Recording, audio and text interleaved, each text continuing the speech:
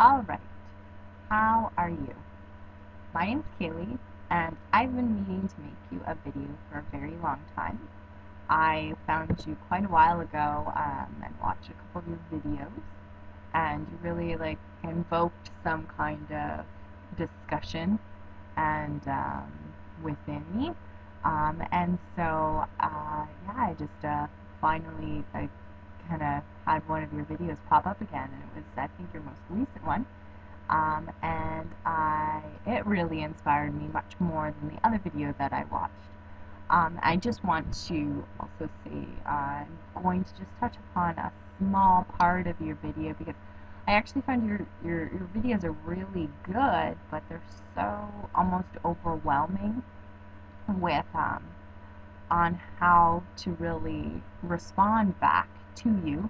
I'm not sure if you're looking for a response. I have a feeling you're not, but I'm just going to share this anyways because, well, you're sharing, and I guess you are looking for a response because you wouldn't have really posted on YouTube. So anyways, I'll just get on with the show. So I just wanted to touch upon a statement that you made at the very beginning of your video, and it really jumped out at me because it was basically so compacted with information that I find it really difficult to break something down when it's so, well, it's not difficult to break down actually. I enjoy breaking those things down, and so that is what this video is about. So basically I took this statement and totally chopped it up and looked up the definitions on, the current mainstream way, which is the internet. And basically I looked up, I started looking up 3 of the words that you used. So I'm just going to read the statement right now. So basically, to sum it up, I almost got it exact. I kind of shortened it up a bit. You said, there is only one religion that is acceptable to God, which is submission. If you go against submission, mixed up with worship, I don't know why I wrote that, I don't think you said that, but then you are brought to fear and atrocity of life. The last sentence was not a quote for you. I just kind of threw it together to kind of sum up what I interpreted you to be saying. So I'll say it again. There is only one religion that is acceptable to God, which is submission. If you go against submission, you are brought to fear and atrocity of life, basically. So I took this statement of yours and I had to break it down because it was so, there's a lot of things like that I was confused on your definition. I know my definition of God, but I want to see the broader sense of what are people interpreting your expression as, and what is religion? What the heck does religion mean? I think that we're throwing these terms around so much, and they're part of some ancient documents of our, like you said, forefathers, that these words almost don't have any meaning anymore because they are in themselves so compacted with information. So I took this statement and I broke it down. Let's see. I looked up, at first I was looking up the word religion, God, and submission, and then I also looked at fear because you did reference the word fear a lot. And these are all those words, religion, God, submission, and fear. Those are massive words in our language. And I wanted to know exactly what they meant because I hadn't really looked them up before. I mean, I have obviously my own definition, my own experiences that I can draw upon, but I thought it would definitely be beneficial for, a discussion. So I looked up religion on Google. I use Google for everything. Religion is a cultural system, and I took that exact key because I think that really resonated with me, at least. Religion is a cultural system that creates power and long-lasting meaning by establishing symbols that relate humanity to beliefs and values. I also related to this to examples of God, which is right and wrong. Ooh, there is a huge beetle in my room. It's not even a beetle, it's... wow. Anyways, how symbolic.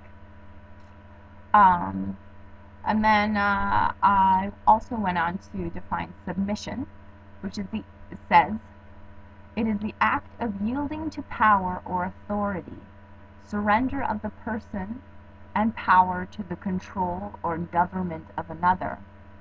And then I like this, obedience. Submission is obedience.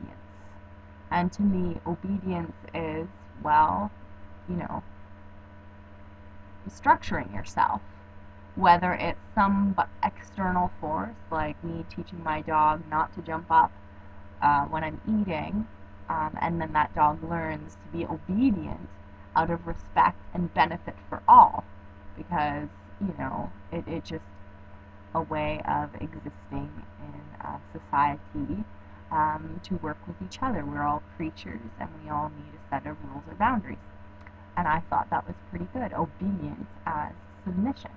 It helped me because I found your statement to be rather angry, and it was specifically in reference to the word submission that you accused God of demanding submission from people, which, if I replace the word submission with obedience, God demands obedience, and when I break down God, it just totally makes sense.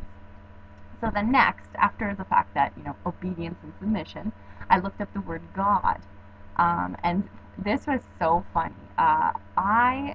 If I Googled, unquote, meaning of God, there were no results, or if I Googled God meaning, no results. I thought that was really comical. But if I just Google God, then the meaning of God comes up, or the definition, or whatever, if you could define that. Anyway, so what Google had reference to God, which was the creator and ruler of the universe, and the source of moral authority. And I took moral authority as what really resonated with me. The source of moral authority, the supreme being.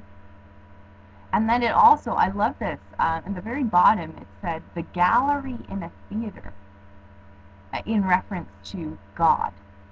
And if I'm going to take an aside for a second, and I thought it was really interesting that God, in reference to the gallery in the theater of life, which really, that makes a lot of sense too, what you were saying as well, is an encompassing part of, well, we're all actors in this theatrical play. Some of us are sitting and watching other actors at times and everything. But the theater itself experiences everything from what goes behind the curtain, you know, who's snoozing on the job, who's not, you know, who's mixing up their lines, and who's the star role. And I thought that that was a really great symbolic definition of God. the gallery in the theater of life. Anyways, I just wanted to reference that. So I'm going to go back to the, let's see. Oh, and that definition of God, I had to look up moral because I really resonate with moral authority. So if God is moral authority, what is moral? Which breaks down to right or wrong, good or evil.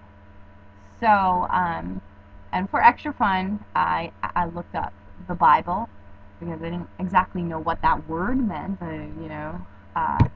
So it says here Christian scriptures or Jewish scriptures containing, you know, their respective books. So what the heck is scriptures?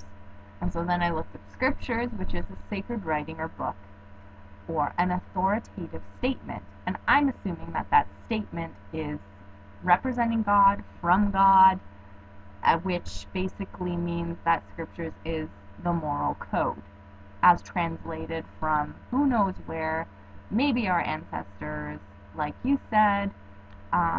So basically, now I'm going to sum up the whole statement based on those definitions that I got. So, I took your statement and just plugged in different words to cover up the confusing other words that I really didn't enjoy in that statement. So basically, the statement is as follows. There is only one cultural system, which is a religion, that is acceptable to the source of all morality, or God, or good or evil, right or wrong, which is obedience or submission. There is only one cultural system that is acceptable to the source of all morality. There is only one cultural system that is acceptable to the right and wrong, which is obedience. And if you go against that right and wrong, there is a quick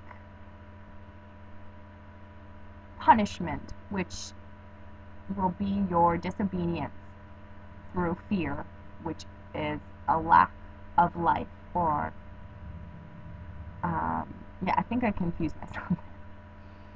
So there is only one cultural system that is acceptable to the source of all morality, which is obedience. I think that really, I understand what you're saying now. And I think that that is brilliant. I mean, you throw words in like God is He, and you do all these things that a lot of people, they don't resonate with, and then they tend to run away from that fact. But there's so much in teachings, in historical writings from our forefathers and mothers that are so important. I think what you're doing is amazing, but it gets confusing. It's almost like reading another language, and I suppose that is what you represent as a middleman to discuss that, but I just didn't understand what you were saying. So, I take the time out because I'm a big nerd and I want to understand what you're saying, because in some deep part of my mind I know you're saying something very important, and sure enough, I really thoroughly agree with that statement. Our cultural system, of right and wrong has to be, proved or demonstrated through our obedience. We need to be obedient to God. We need to be obedient to the right and wrong. The only thing that I don't understand, so if you're preaching the moral teachings which are given to us by our forefathers, who and we're communicating with creatures from the heavens, because that's basically what you're describing in your video. Abraham was given these rules. These creatures, these beings, these higher gods, or the God, whatever, the Almighty has taught us moral code to follow, which we agreed upon through language or for language or who knows what. I'm a little confused on that. Like, I understand your statement, but I guess there's a whole lot more philosophy that needs to be discussed behind it. Yeah, so what are these? They taught us language and gave us the rules about good and evil, which I'm assuming were the 10 Commandments. And so what I guess is my underlying misunderstanding of yours is that you're preaching that why does one have to fear the moral code or God if one is in complete submission to right and wrong? If you know what good and evil is, if you know, and it's very clear, the 10 Commandments are so amazing because, well, they sum almost everything up. They actually, I think they do sum everything up. And I think there must just be people that are born not freaking knowing right from wrong, I guess. And yeah, they have lives that reflect that. They're riddled with cancers, or their families are all broken, and it's so friggin' easy. I mean, my life is pretty snazzy. I I really have a good life, and I abide by, I submit to the power of right and wrong, of good and evil. I know, I know when I'm doing something not good because I see the repercussions. I'll lose my job. I'll lack in funding for, I won't be able to make rent, or my car breaks down. These little signs that the Almighty Being does give wrath upon. But I think that breaking it down that way, like so many people are tired of hearing religion and scriptures and that. But I'm just like, it makes a lot of sense what you're saying. And I think by people getting so frustrated with preachers and preaching, and they're tired of it, that they're almost shunning it completely, and then yeah, hell is going to break loose when people completely deny right or wrong. That's scary. Anyways, I got a couple questions for you. I just wanted to know, because you said that we are bound to this right or wrong or moral code by our forefathers' agreements. And I was just wondering, I'm not too familiar with that aspect. So were you saying that the forefathers' agreement is that the Ten Commandments? Or, like, I just don't understand that. And I also want to know why we're bound to that. And I also would really love if maybe just a whole new video that you wanted to do about your vision, your teachings, based on your own learning and examples through your teachers of your life about death. I am currently reading the Tibetan book of Living and Dying, and it is an amazing different perspective for me on death. And I'm wondering what your cultural experience is with death. Is it something to fear? Is it something to totally live up to? I just was really wondering. I've been thinking a lot about that, and kind of inspired, obviously, my response to this video. So anyways, I just hope that breakdown wasn't too complicated. I get so much out of it, especially when I do and break it down and put it on video and post it to YouTube, then get replies. I'm really going to understand this, so I enjoy. And thank you if you made it to the end of this video for listening, and I thoroughly enjoyed the inspiration that you have given me to basically really absorb this information.